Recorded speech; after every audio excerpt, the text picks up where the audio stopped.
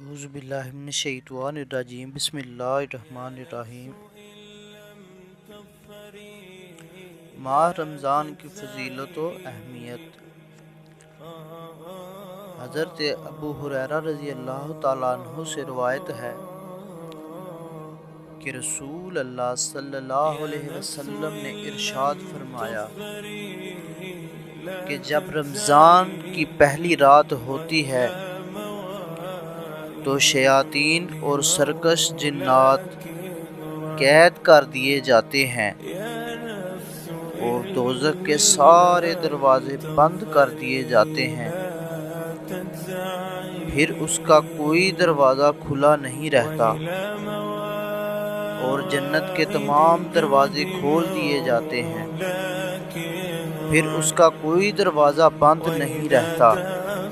اور اعلان کرنے والا فرشتہ یہ اعلان کرتا ہے کہ اے بھلائی یعنی نیکی و ثواب کے طلبگار، اللہ تعالیٰ کی طرف متوجہ ہو جاؤ، اور اے برائی کا ارادہ رکھنے والے، برائی سے باز آ جاؤ، کیونکہ اللہ تعالیٰ لوگوں کو آگ سے آزاد کرتا ہے، یعنی اللہ تعالیٰ اس ماہ مبارک کے وسیلے میں بہت لوگوں کو